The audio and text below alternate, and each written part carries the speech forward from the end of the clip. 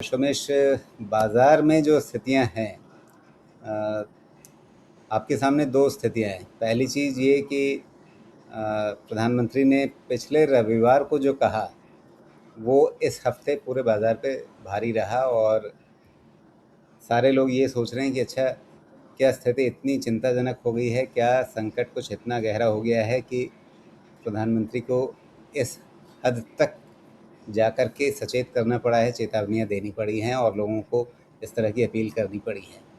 दूसरी तरफ जो भू राजनीतिक स्थितियाँ हैं, ट्रंप साहब गए चीन, घूम घाम करके आए, सब कुछ है, लेकिन उसका नतीजा क्या निकला, ये इसको लेकर के दुनिया भर में कयास ही लग रहे हैं।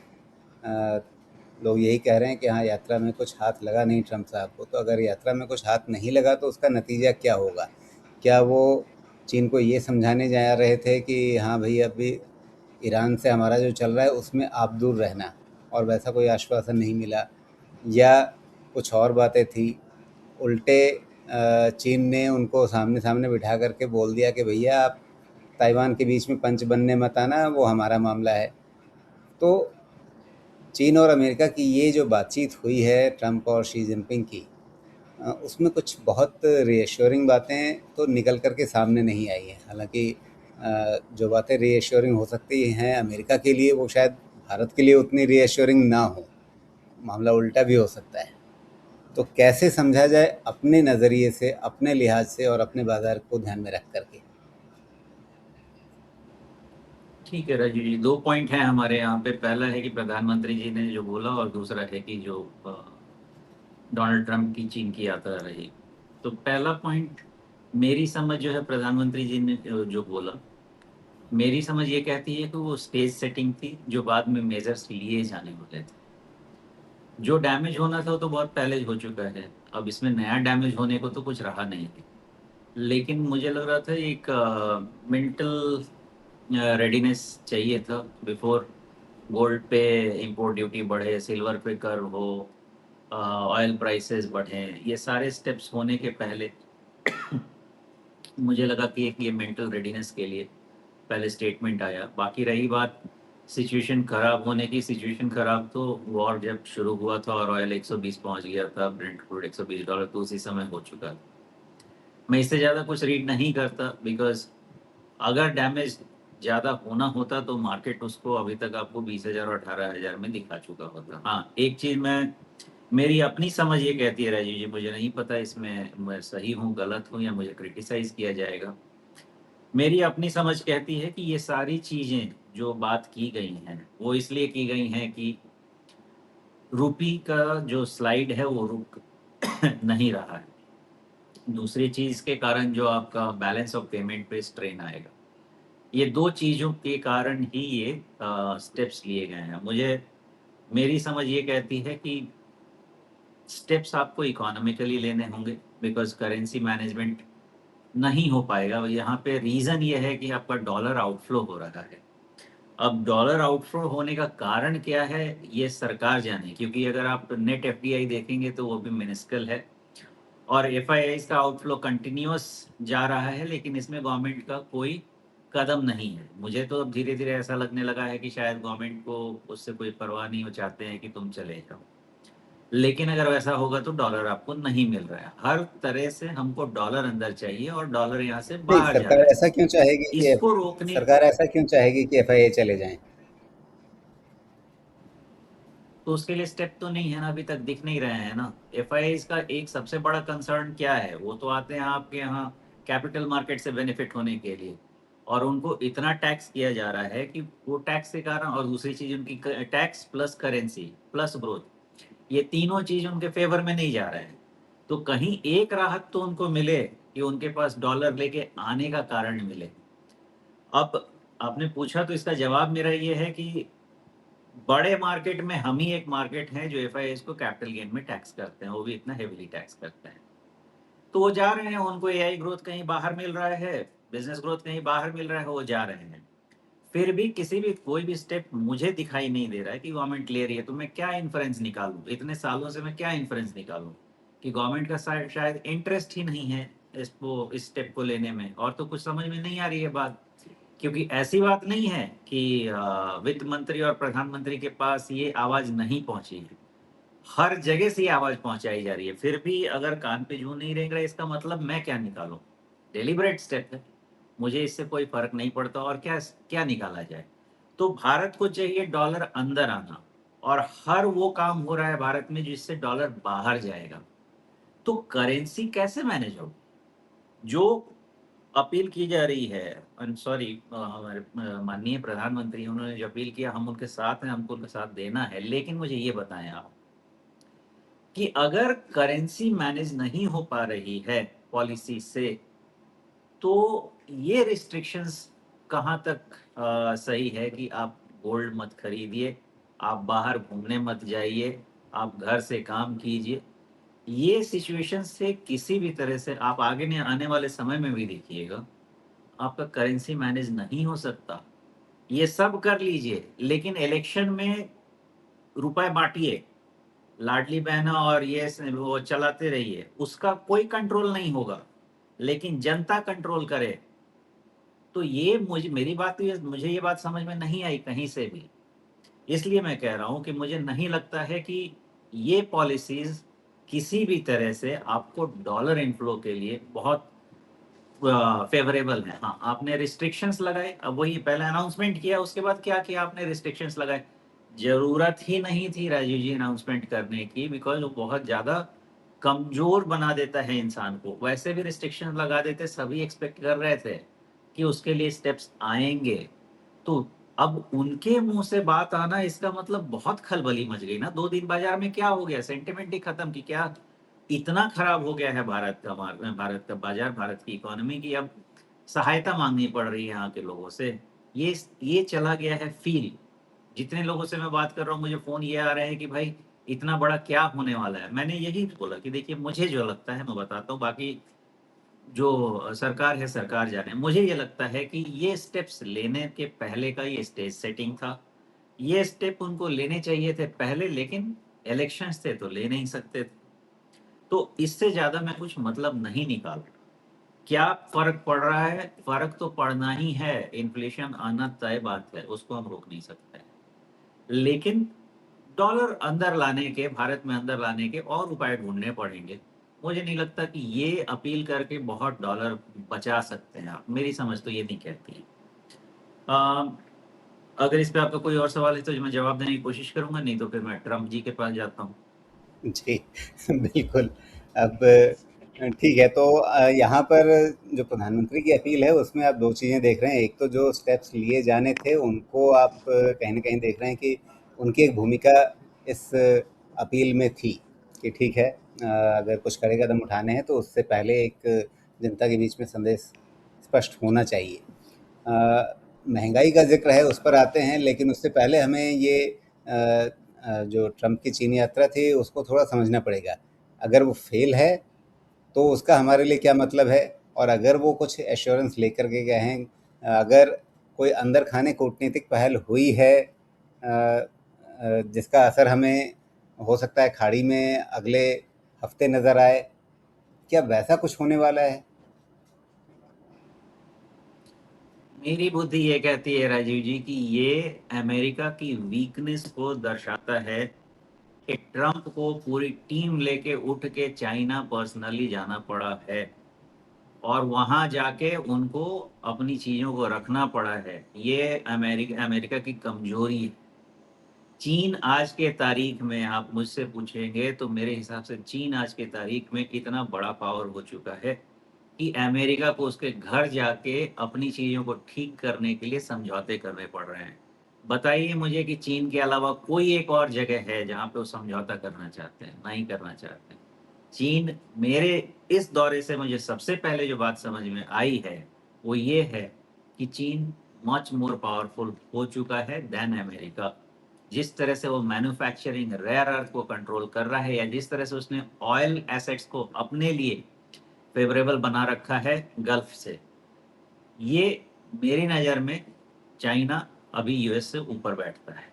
वो क्यों गए वहाँ पे? क्योंकि उन्हें चाहिए वहाँ से रेयर अर्थ मेटल, उनको चाहिए कि इस समझौते में जाके ट्रैवल करने से शायद किसी तरह से हॉर्मुज ओपन हो जाए या वो ईरान को अ, ये नहीं भेजें, असला नहीं भेजें वहाँ पे, आर्म्स एंड एम्यूनिशन नहीं भेजें। कोई सामने से बोलेगा क्या आपको कि मैं आर्म्स भेजूँगा, मैं ईरान को सपोर्ट करूँगा? क्या एक्सपेक्ट करते हैं कि कोई सामने से मुझे बोलेगा? सामने से तो मुझे यही बोलेगा ना कि मैं बिल्कुल सपोर्ट नहीं करता इस चीज़ को। सामने से कोई यही बोलेगा ना कि मैं हॉर्मज़ खुलवाने की कोशिश करूँगा, मुझे भी चाहिए कि हॉर्मज़ खुला रहे। वो क्या बोलेगा?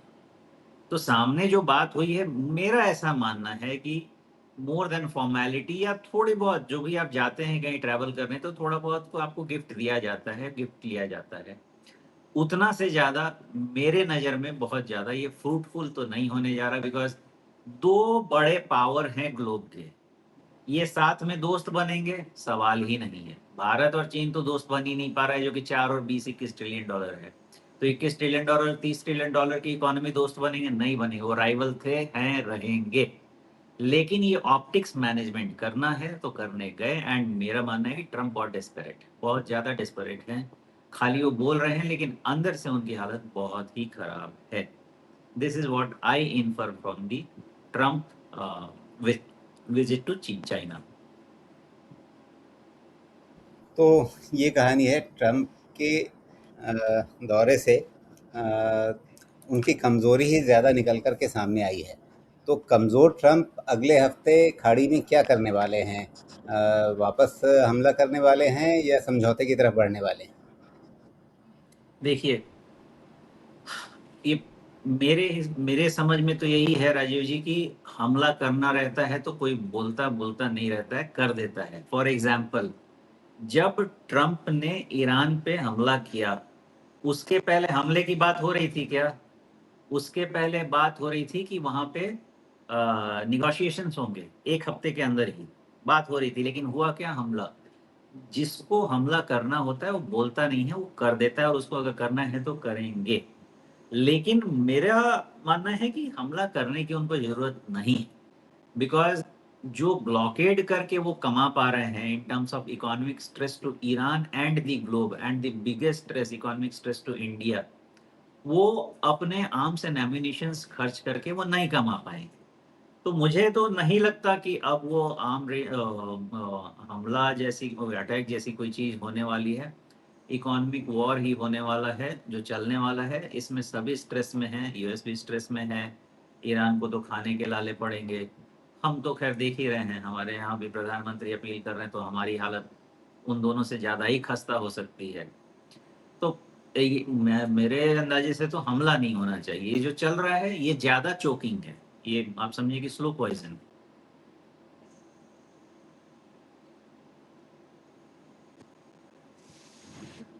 जी, अगर ये ज़्यादा चोकिंग है और उस चोकिंग का असर हमारे ऊपर आ रहा है सीधा-सीधा, तो इसका मतलब ये है कि फिर हमें जो प्रधानमंत्री ने मैसेज दिया है, उसका सीधा-सीधा मतलब यही है कि काफ़ी लंबे समय तक आपके लिए दिक्कतें बनी रहेंगी, उसके लिए तैयार रहना है। तो इसका मतलब है कि बाज़ार बहुत समय तक शायद दबाव में रहे। ये तो क्लियर है राजीव जी, पहले भी क्लियर था, अभी भी क्लियर है कि हम $110, $120, $105 का ब्रेंट क्रूड जो दिखता है सामने, जो खरीदते हैं वो 120 का भी बास्केट होता है, बड़ा भी बास्केट हो सकता है, हमको आइडिया नहीं है, या हो सकता है कहीं से हम डिस्काउंट में खरीद के ला रहे हैं, वो अंदर का आइडिया हमको नहीं रहे। लेकिन 105, 110, $115 का क्रूड मैनेज करने की हमारी एबिलिटी है ही नहीं। हम 85, 90 इससे ज़्यादा हम मैनेज नहीं कर सकते हैं। अगर ये प्रोलॉन्ग रहेगा तो हमारी अर्थव्यवस्था को तो चोट पहुँचनी तय बात है, और वो हो रही है, चोट पहुँच रही है। आने वाले समय में वो दिखेगा, लेकिन बाज़ार उसको पहले फैक्टर कर लेता है। अब इसके लिए यही है कि थोड़े out of the box major government को लेने पड़ेंगे, मजबूरी में लेने पड़ेंगे, वो भी समय आ ही जाएगा। क्योंकि असेसमेंट ये है कि अगर ये सिचुएशन जून 15 के बाद भी परसिस्ट करती है, तो फिर सारी ग्लोबल इकोनॉमी के लिए बहुत बड़ी परेशानी होने वाली है। इसका क्या जवाब दें? इसका जवाब तो ट्रम्प को भी नहीं पता, बिकॉज़ वो सुबह, दोपहर, शाम, रात 4 स्टेटमेंट देते हैं। तो मैं या कोई जवाब नहीं दे सकता। इतना ज़रूर मान सकते हैं कि ये सिचुएशन अगर कंटिन्यू करेगी तो भारत जैसी अर्थव्यवस्था के लिए मैसेज ठीक नहीं है। ये बहुत ही परेशानी की बात है। जी। तो फिर नए हफ्ते में किस रणनीति के साथ चलना है? निफ्टी प्रधानमंत्री की चेतावनी के बाद भी 23,200 के नीचे नहीं गया है, वो हमें इस चार्ट में दिख रहा है। एक तरह से जो गैप बना हुआ था उस गैप को इसने भर दिया है, बहुत ज़्यादा बच नहीं गया, लगभग हो गया है और वहाँ से ऊपर इसने वापस थोड़ा सा चलना शुरू किया है। पिछले 3 दिन में थोड़ी रिकवरी हुई है, लेकिन ये रिकवरी जाकर के रुक गई है 50 डे मूविंग एवरेज पे। तो हम क्या देख रहे हैं कि प्रधानमंत्री का मैसेज बाज़ार ने बहाने के तौर पे इस्तेमाल कर लिया पिछले गैप को भरने के लिए। सपोर्ट उसे मिल गया है उस गैप के ऊपर ही, गैप का जो निचला छोर है उसके ऊपर ही, लेकिन सामने 50 डे मूविंग एवरेज पर जा कर के ये चाल जो वापस संभलने की है वो अटकी है। अब क्या नए हफ्ते में हम इससे ऊपर निकल पाएंगे, 50 डे मूविंग एवरेज के ऊपर जा पाएंगे, या ये रेजिस्टेंस बनेगा और फिर हम आगे दोबारा नीचे नई चाल शुरू करेंगे? नए हफ्ते की आपकी मनस्थिति क्या है, बुलिश या बेयरिश? ठीक है, तो पहले स्ट्रक्चरली इस चीज़ को समझ लेते हैं, फिर उसका डायरेक्शन पे आते हैं। स्ट्रक्चरली ये बहुत क्लियर है कि हमारे पास double top with a lower top का सिचुएशन बन गया है। इसलिए किसी भी एनालिसिस में हम जब तक 24,600 के ऊपर अब नहीं निकलते हैं, किसी भी एनालिसिस में, मेरे एनालिसिस में हम डबल टॉप पॉजिटिव यही नहीं। ना जो 21 अप्रैल, 21 अप्रैल और फिर 7 मई का? हाँ, जी। इसके बिना हम कभी भी आगे नहीं बढ़ सकते हैं, सोचना ही नहीं। ठीक।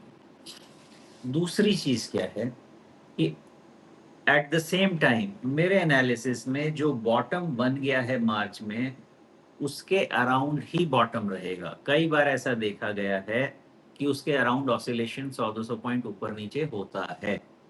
तो अगर बॉटम बना था हमारा 22,700, सॉरी 22,182 पे, तो आप ऐसा समझे कि मेरी एनालिसिस ये रहेगी कि 22,000 से 22,500 ये रेंज में बॉटम बन ही जाना चाहिए फिर से। इसके नीचे निफ्टी नहीं जाना चाहिए। ये हमारा स्ट्रक्चरल चीज है ना। अब डायरेक्शन की बात करते हैं तो एक हमारा प्राइमरी डायरेक्शन जो था बाजार का, प्राइमरी जो लॉन्ग टर्म ट्रेंड है उसमें कोई खराबी नहीं है। लेकिन जो सेकेंडरी डायरेक्शन चला हुआ है हमारा, वो अभी भी हम करेक्टिव फेज में चल रहे हैं, और जो इमीडिएट सिचुएशन है with in that corrective phase हम अभी भी कंसोलिडेट कर रहे हैं। तो इसके कारण अब लिया जाए इसको, तो जब तक हमको 24,600 नहीं मिलता है, ये मार्केट ऊपर जाके फिर से नीचे आना चाहिए। या तो एक बार ये गैप भर ले और कहीं ना कहीं एक हमको ऐसा सिचुएशन मिले जिसको हम लोअर टॉप कंसीडर करने के फेवर में जा सके। लेकिन वो होने के लिए अगर हम अभी मई में हैं तो वो होते होते हमको जून या जुलाई लगेगा, बिकॉज मार्केट ने करेक्ट करना होगा, फिर कंसोलिडेशन देना होगा, और फिर एक राउंडिंग या किसी भी तरह से higher bottom, I am sorry, higher bottom बनाने का इंडिकेशन देना होगा, तो इसमें टाइम भी लगेगा। जब तक वो नहीं हो जाता है हमारे पास, इन्फ्रेंस यही है कि मार्केट अभी करेक्टिव फेज में है। हो सकता है और लोअर लेवल्स टेस्ट हों, या मार्केट यहीं पे ऑसिलेट करता हुआ रहे।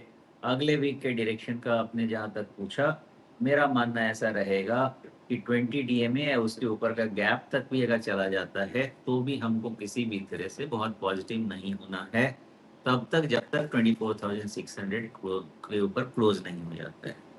कभी भी ये डबल टॉप का फिर से लीथल बैटरिंग शुरू हो सकता है।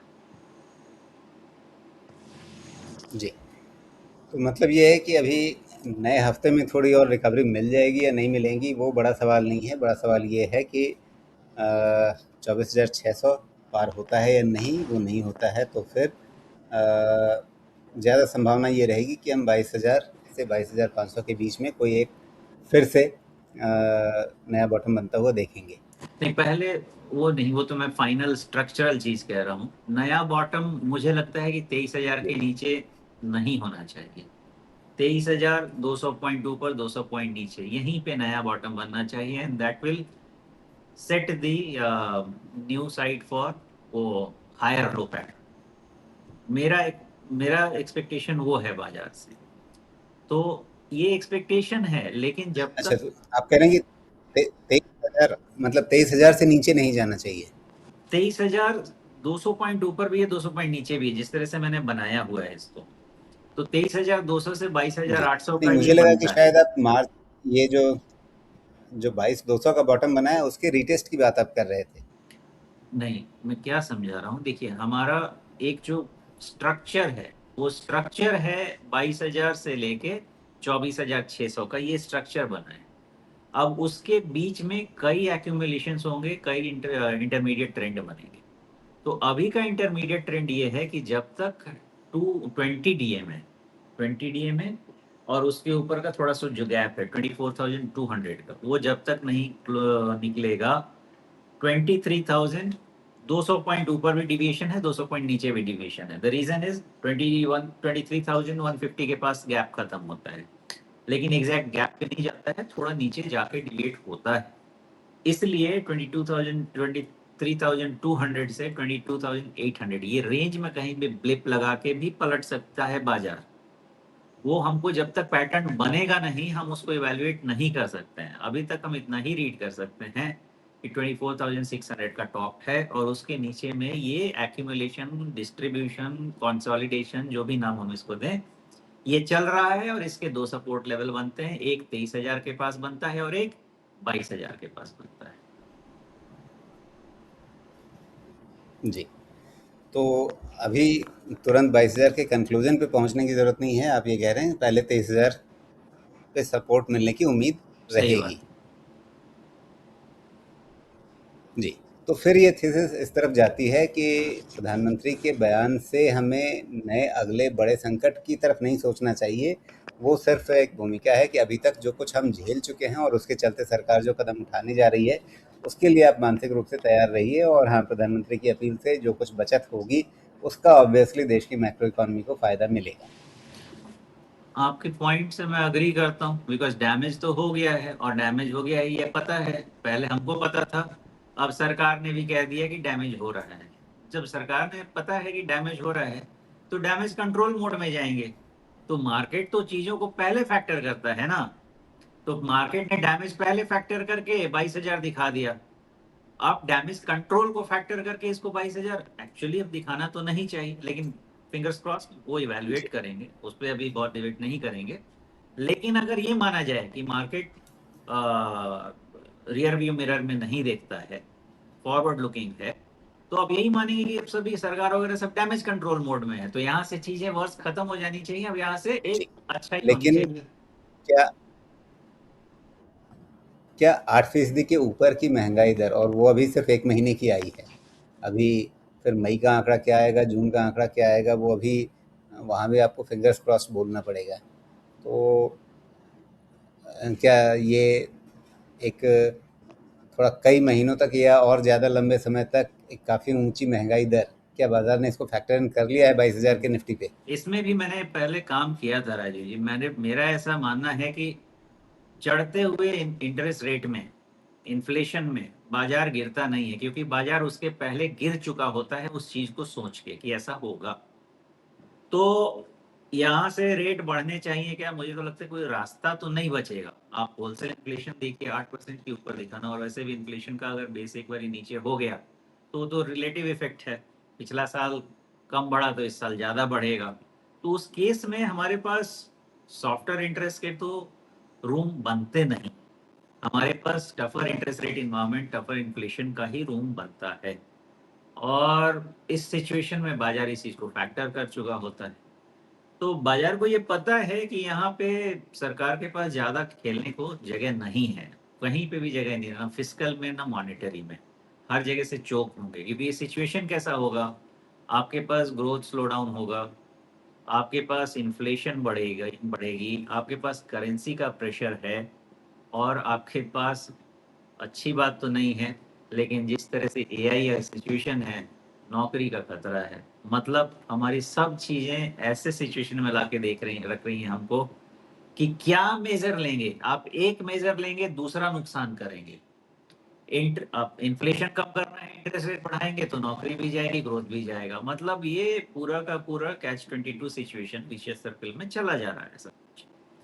यहाँ से निकलना आसान नहीं रहेगा, लेकिन बाजार को ये पता है कि ऐसा ही होने वाला है और वो फैक्टर करके बैठा है। तो यही सिचुएशन मुझे समझ में आती है।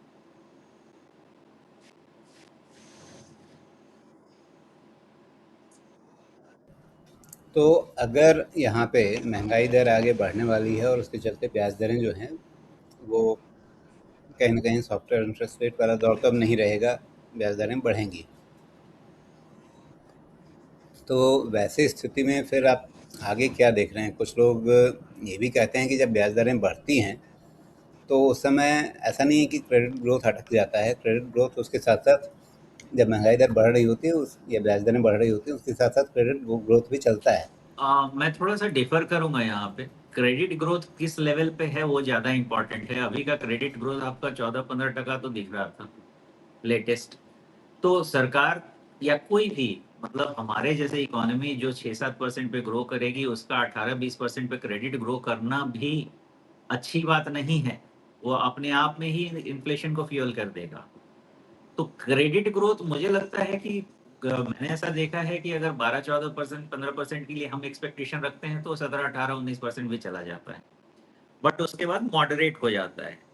तो इमीडिएट टर्म में तो क्रेडिट ग्रोथ आ गया है, वो तो देखने को मिल रहा है। बट उतना हाई लेवल सस्टेन नहीं होगा और ना ही सेंट्रल बैंक्स चाहेंगे कि उतना high level credit growth sustain भी हो। वो एक दूसरी परेशानी जो ऑलरेडी आपका इन्फ्लेशन का परेशानी है, ज़्यादा credit in the economy already, और आपको दूसरी परेशानी खड़ी कर देगा, फर्दर चीज़ों को महँगा कर देगा, इतना पैसा अगर आ जाएगा सिस्टम में तो। तो क्रेडिट ग्रोथ जितना है, मुझे लगता है इसके आसपास ही हवर करना चाहिए। 16-18% बीच में एक आध ब्लिप हुआ तो ठीक है, नहीं तो इससे ज़्यादा क्रेडिट ग्रोथ का सस्टेन होना मुझे नहीं लगता कि इवन सेंट्रल बैंक को ठीक लगेगा। जी। तो ये सारी जो स्थितियाँ हैं उसके बीच में बैंकिंग सेक्टर जो सबसे महत्वपूर्ण है हमारे बाज़ार के लिए, इसका व्यवहार कैसा रहेगा? आपके सामने एक तरफ महँगाई दर बढ़ रही है, ब्याज दरें उसके बाद आगे बढ़ेंगी ही, क्रेडिट ग्रोथ आप कह रहे हैं कि वो खुद बैंक नहीं चाहेंगे बहुत ज़्यादा बढ़े इस माहौल में। आपने बहुत अच्छा पूछा राजीव जी, इनका व्यवहार कैसा रहेगा। मैं कहूँगा ये हमारे साथ दुर्व्यवहार करने वाले हैं। इसी डर से मैं बैठा हुआ हूँ। बैंक बैंक से मैं अभी भी, पहले भी सावधान कर रहा था, अभी भी सावधान कर रहा हूँ कि बैंक मुझे ठीक नहीं लग रहे हैं फॉर सम रीजन, बिकॉज जितनी भी स्थिति मैं पढ़ने की कोशिश कर रहा हूँ वो इमीडिएट टर्म में बैंक के लिए तो ठीक नहीं। तो at the risk of going wrong, मैं यही व्यू लेके बैठा हूँ कि बैंक में मैंने एक्सपोजर बहुत ही लिमिटेड कर दिया है। जितना समझे कि इंडेक्स में जितना बीएफएसआई है उतना तो मैं सोच ही नहीं रहा, उसका आधा भी नहीं सोच रहा, शायद उसका आधा पता नहीं कहीं पे मैं होऊंगा। जब तक मुझे क्लैरिटी नहीं मिलती है, एक कम से कम एक और क्वार्टर रिजल्ट में या 2 क्वार्टर रिजल्ट में, कि कोई इम्पैक्ट तो जून क्वार्टर रिजल्ट के पहले एकदम नहीं समझ में आने वाला। जून क्वार्टर रिजल्ट, सितंबर क्वार्टर रिजल्ट के पहले इम्पैक्ट किसी को भी समझ में नहीं आने वाला। इस एंटिसिपेशन में बैंक का बिहेवियर मुझे तो ठीक नहीं लग रहा है। तो मैं क्या करने वाला हूँ, अब मेरे पास तो मल्टीपल टूल्स हैं। पहला टूल ये कहता है, फंडामेंटली मैं बहुत ही कॉशियस हूँ बैंकिंग पर्टिकुलर, और अगर लो क्वालिटी बैंक है तो भाई साहब संभल जाइएगा, बिकॉज जब चीज़ें बहुत रोजी होती हैं, इवन सारे पीएसयू बैंक कैलेंडर्स जितने भी हैं सब आपको अच्छा करके दे रहे हैं, आपका एनपीए नीचे आ रहा है, सब कुछ आ रहा है, ध्यान रखिएगा, no bank can bring down NPA below a certain level. अगर आप वैसा करने की कोशिश करेंगे तो फिर आप कहीं ना कहीं अपने ग्रोथ को ही क्रिपल कर देंगे, बिकॉज अल्टीमेटली बैंक का बिजनेस दो है, पैसा लो पैसा दो, लेंडिंग बोरोइंग, यही बैंक का बिजनेस। आप एक सर्टेन लेवल के नीचे अपने एनपीए को पुश करेंगे तो आपको क्रेडिट को क्रिपल करना पड़ेगा, क्रेडिट क्रिपल करेंगे तो आपका ग्रोथ क्रिपल होगा। तो beyond a certain point bank के लिए भी ये मुश्किल सिनेरियो हो जाएगा। तो फिलहाल मैं बैंक पे बहुत ही कॉशियस चल रहा हूँ। अब इस पॉइंट को क्या निगेट कर सकता है, मेरे इस चीज को निगेट करने के लिए बैंक का लोअर हाई का पैटर्न टूटने दीजिए, फिर मैं बैंक में जो भी कहानी हो, मैं सिर्फ प्राइस वॉल्यूम के बेसिस पे जाऊंगा कि बैंक में चीजें ठीक होंगी। अप अंटिल देन मैं बैंक पे बहुत कॉन्शियस हूं।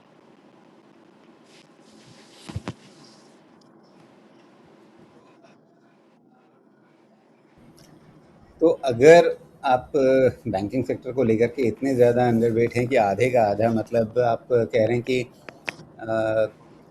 जो इंडेक्स में वेटेज है उसका एक चौथाई वेटेज आप अपने पोर्टफोलियो में लेकर के चलेंगे, तो क्या आप जो 2020 से बैंकिंग सेक्टर की एक ज़बरदस्त चाल रही, इस पूरी चाल का एक बड़ा रिट्रेसमेंट देख रहे हैं? अभी तो हमने सिर्फ 23% वाला, जो 23.6% वाला रिट्रेसमेंट है, वही लगभग होता हुआ देखा है। जो अभी 23.6%, 51,000 के आसपास है। हम उससे नीचे थोड़ा सा गए 50,000 के आसपास तक। लेकिन क्या आप इसमें किसी बड़े रिट्रेसमेंट की बात सोच रहे हैं? और अगर ये बड़ा रिट्रेसमेंट निफ्टी बैंकिंग में होगा, तो फिर खुद निफ्टी कैसे 22,000 क्वेश्चन पे तो अटक आपका जाएगा? एकदम ही वैलिड है, कैसे उसको समझाएं ये भी मेरे पास नहीं है, अभी इसका जवाब मेरे पास नहीं है। लेकिन आपने बैंक की जो बात कही उसमें एक सवाल, एक चीज मैं ऐड करना चाहूंगा। यहाँ से 6 महीने पहले चले जाएं, 6-8 महीने पहले चले जाइए, मैक्सिमम मैं कह रहा हूँ। बात होने लगी थी ना, हर गली, हर ऑटो, हर चैनल में स्टेट बैंक तो 2000 का भी हो जाना चाहिए, स्टेट बैंक तो 2500 का भी हो जाना चाहिए।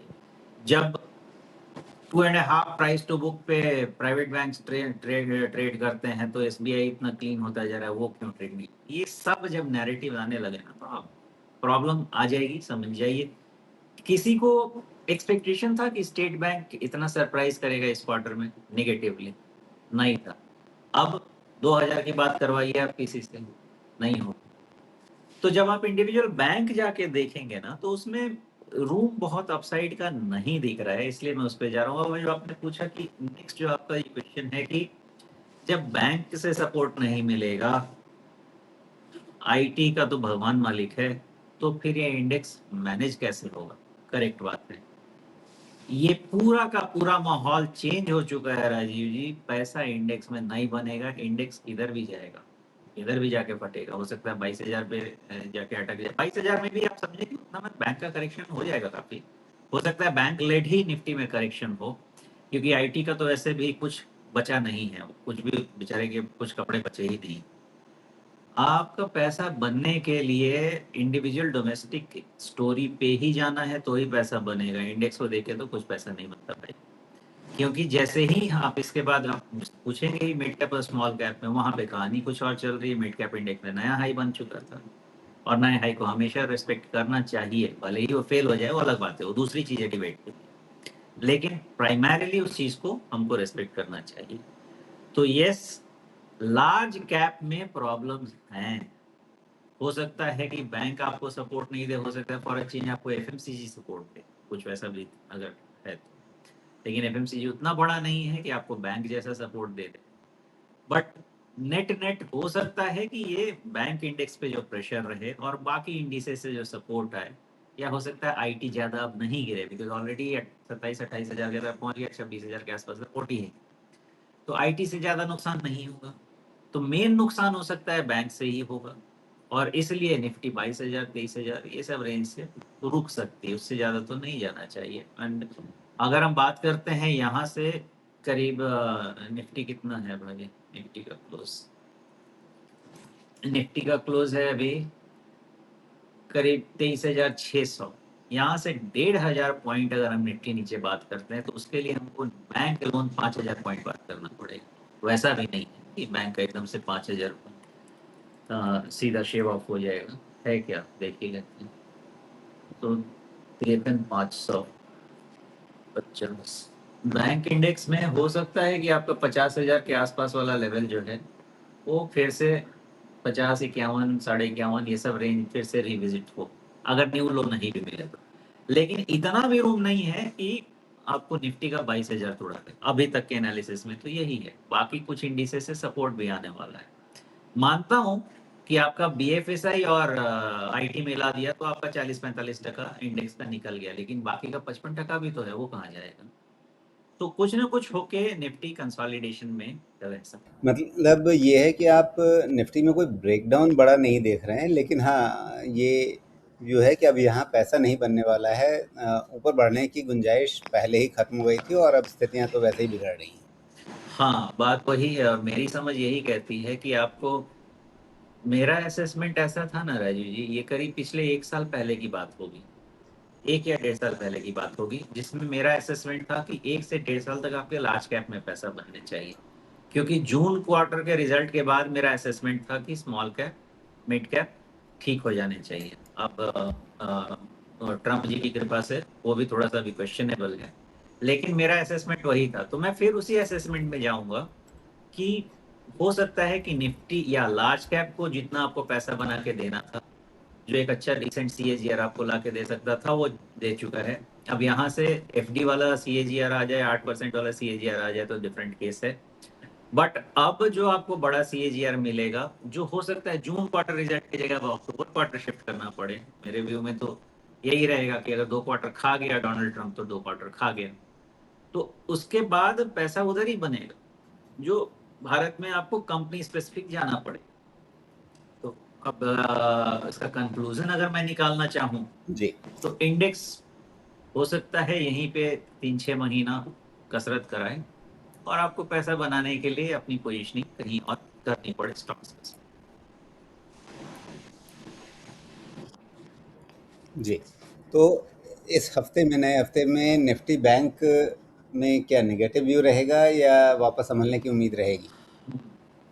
एक्चुअली आपके ऐसे आपके सवालों का ना ऐसा भी ये घेराव बना हुआ है कि सीधा जवाब मिल ही नहीं रहा है, मैं कितना भी कोशिश कर रहा हूँ। बट फिर मुझे सहारा 20 डीए में ही दे रहा है कि अगर इसमें थोड़ा बहुत पुल बैक हुआ भी तो 55,400 500 ये रेंज तक ही पुल बैक दिखेगा, उससे ज़्यादा पुल बैक नहीं दिख रहा है। ध्यान रखिएगा, जब तक वो है उसके उस तक बैंक सेल ऑन रैली है, लेकिन जिस दिन निफ्टी बैंक 56,500 के ऊपर क्लोज होने लगा, मैं जितना आपको अभी गाना गा के सुना रहा हूँ ना, ये सब मैं उल्टा गाऊंगा, क्योंकि मुझे ट्रेंड अर्ली अर्ली पकड़ना हो। अभी का सिनेरियो आपको पेंट करके दे रहा है जो मुझे बिल्कुल ठीक नहीं लग रहा, लेकिन क्या है, अपॉर्चुनिटी इन एडवर्सिटी बोलते हैं ना। तो अब पता है कि सब चीजें खराब होने वाली हैं, तो गवर्नमेंट के स्टेप्स बहुत ताबड़तोड़ आएंगे, एक के बाद एक, उधर सेंट्रल बैंक के स्टेप्स, सबके स्टेप्स आएंगे, आप देखिए। तो मार्केट उस चीज को सेंस करेगा ना कि हाँ डैमेज हो गया है, अब डैमेज कंट्रोल में चल गया है, तो भाई लेके बैठ जाओ। एक रैली आएगी और उसके बाद कंसोलिडेशन में लंबे समय चला जाए, वो भी हो सकता है ना। तो उसको वॉच करना होगा। सिचुएशन ठीक नहीं है, लेकिन मार्केट हमेशा फॉरवर्ड लुकिंग है। तो 56,500 में हम भी फॉरवर्ड लुकिंग क्यों ना बने। जब तक वो नहीं है तब हम रियर व्यू में ही चलते हैं। जी, बिल्कुल। तो सीधा-सीधा ये जवाब नहीं कि नए हफ्ते में निफ्टी बैंक ऊपर है या नीचे है, लेकिन सीमा रेखा आज की तारीख में 20 डे मूविंग एवरेज को ध्यान रखिए। हालाँकि ये मूविंग है तो घूमता रहेगा और अभी नीचे घूम रहा है, तो बाद में फिर और नीचे भी आएगा। तो अभी 55,400 के आसपास दिख रहा है और फाइनली मतलब 56,500 आपने कहा कि उसके ऊपर अगर निकल जाएगा तो आज की जितनी नकारात्मक बातें बिल्कुल। हैं वो सारी कैंसल हो जाएँगी। ठीक है। लेकिन फ़िलहाल अभी अ, मतलब दबाव है ये मान करके ही चलना चाहिए, लेकिन इससे पहले जो हमने लंबी चर्चा की उसका मतलब ये है कि इस दबाव का मतलब ये नहीं है कि कोई बड़ा ब्रेकडाउन आने वाला है। तो ज़्यादा से ज़्यादा क्या होगा, तो हम 50,000 के आसपास थोड़ा ऊपर नीचे उस तरह के अवसर, यानी वापस वही जो हमने निफ्टी में चर्चा की थी कि जो मार्च अप्रैल की शुरुआत में जो जो बॉटम बना था उसका रिविजिट हो सकता है, लेकिन वो अभी संभावना है। उससे पहले अगर सपोर्ट मिल जाए तो वो भी एक चीज़ बाज़ार कर सकता है। ऐसा नहीं है कि हाँ, अप्रैल के लो को, अप्रैल के बॉटम को एकदम से रीटेस्ट करेगा, ये आज की तारीख में पक्का ही हो गया है।